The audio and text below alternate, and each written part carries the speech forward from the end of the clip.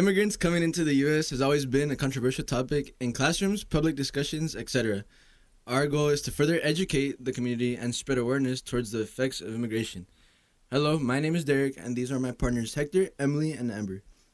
Throughout the duration of this presentation, we will be focusing on the critical argument that we believe is immigrants gaining benefits for free education and housing while U.S. citizens struggle on their cost of living while studying. I'm assuming we can all agree that we are placed in a state of confusion when this question is brought up. How come U.S. citizens are obligated to pay college tuition and housing, whereas immigrants that enter the U.S. illegally get reduced rates or even higher education? Well, as we dug deep to find our answers to our recurring problem, we discovered an interesting fact that revolved around the student loan circuit. A yearly updated study from Education Data Initiative elaborated on the percentages of students' debt along with their numbers counted from start to finish. With this being said, the average federal student loan debt is $37,100.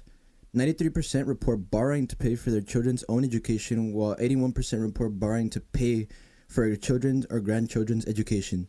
This shows how many struggle to pay for educational tuitions, while immigrants come into our country, overflow, overcrowd, and limit our opportunities, all while getting that free education. So this is our table of contents. We will be continuing with the following topics, which will be our research, our programs, our special operations, our proposed solutions, and our works cited. Emily will now take it on from here. Thank you, Derek. Hello, everyone. So to start us off, it's important to know that the immigration system is a system where the United States grants over 675,000 permanent immigrant visas each year. Well, here we have a local survey me and my team have conducted, and based on the responses, we have come to the conclusion that 67.5% are not against the immigration system, whereas 15% are against the immigration system, and the following 17.5% decided to keep their belief to themselves. This next question, following this one, tells us what people think about education within immigration. Based on some of the responses to the conducted survey, we have come to the conclusion that 75% believe undocumented immigrants have the right to an education and believe it should be free, whereas the other 25% believe the opposite, which is that undocumented immigrants do not have a right to a free education. Here we have a study based in Texas at the University of Texas. Based on further research, we've learned that in immigration there's something called first and second generation immigration. First generation immigrants were born abroad and immigrated to the United States, whereas second generation immigrants are U.S. born individuals with at least one immigrant parent. Both generations do include undocumented immigrants as well. Enrolled at the University of Texas are 1,644,000 students. Out of those students, 9.85% are first-generation immigrants. Out of those same 1,644,000 students, 24.1% are second-generation immigrants. That is more than 30% combined of the whole university. Within that 30%, the majority have been granted free scholarships. Former Texas and Republican Governor Rick Perry approved this bill, which allows for this education law to go through. Moving on to the approved bill, titled House Bill 1403, it allows individuals who were not permanent residents or citizens of the United States to be classified as residents for higher education purposes. This bill gives undocumented immigrant students to get the same, if not more, benefits than native U.S. residents. What were the legal problems behind this bill? Well, claims by citizens were made that it was unconstitutional and could be the basis of a lawsuit since it allowed certain individuals to be treated differently than others after former Texas Governor Rick Perry gave his speech on why he approved the bill. Moving forward, according to the Homeland Security Shift Supervisor Daniela Ventura, plenty of immigrants referred to as detainees have finished their education. Ms. Ventura claims that most detainees have had at least a high school education. But very few detainees have already finished their higher education, and those few detainees would be aged between 30 years old and 50 years old. Ms. Ventura also clarified that the majority of detainees that get submitted into the facility are usually in the ages between their late 20s and early 40s. In that age range, it's usually considered to be more of college students. She quotes, "We have 7 rooms. 4 out of the rooms are just for single men, ages late 20s to late 40s. But we get a lot of women and children as well. Sometimes the kids are between 2 to 10 years old, and most of them come in the facility by themselves. We have a whole room that's full with just children," end quote. And now, moving on to Miss Amber. Thank you, Emily. Good afternoon. I'm Amber Pereda, and today I will be discussing immigration, illegal immigration to be specific. My group and I have had the honor to interview Carlos Pitones, who works for the program's strategic branch at El Centro sector. He has helped us gather factual information about illegal immigration. Individuals who attempt to cross illegally are not only putting themselves and their families at risk, but they may also be subject to long-term consequences. For these reasons, the Department of Homeland Security strongly discourages anyone from approaching the border without proper documentation. Those who enter illegally are placed into removal proceedings, and if unable to establish a legal basis to remain in the United States, such as a valid asylum claim, they will be removed.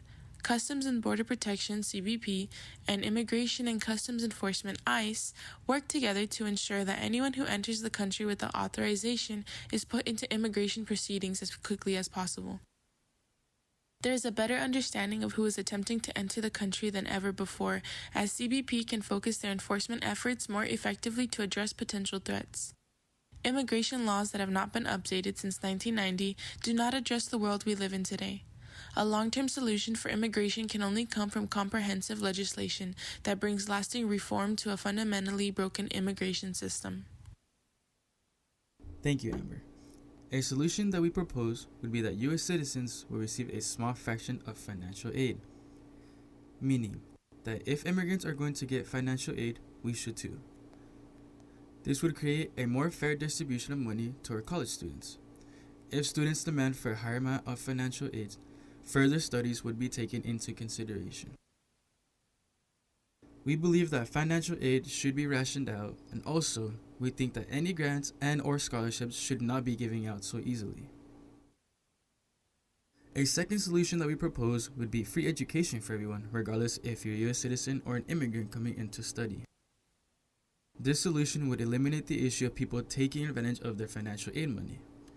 With this, the financial aid opportunity for those who need it will no longer be available, because not everyone would be able to get free higher education, and this would be most fair because regardless of your immigration status, everyone is receiving the same education.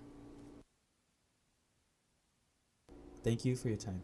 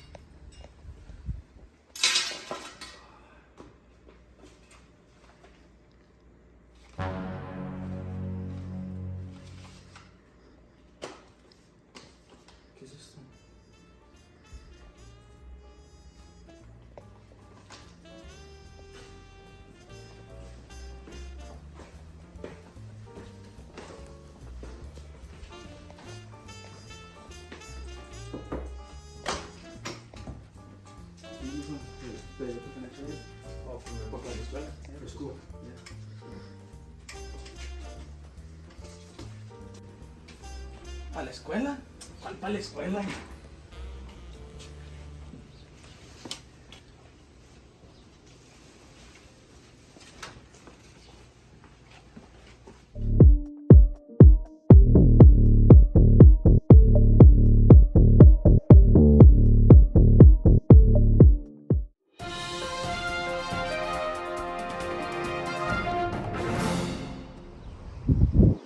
Good afternoon. My name is Kemonito Contreras, and I'm here with the Foreigners. Lately, in the Imperial Valley, there's been an issue about financial aid. There's a lot of illegal immigrants coming in to steal their money. But the issue is, we as U.S. citizens have to pay full price for that. I find that super unfair that they steal our money.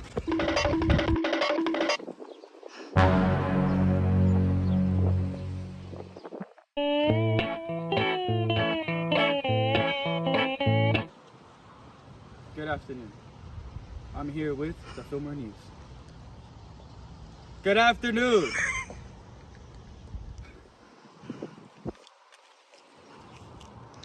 Good afternoon.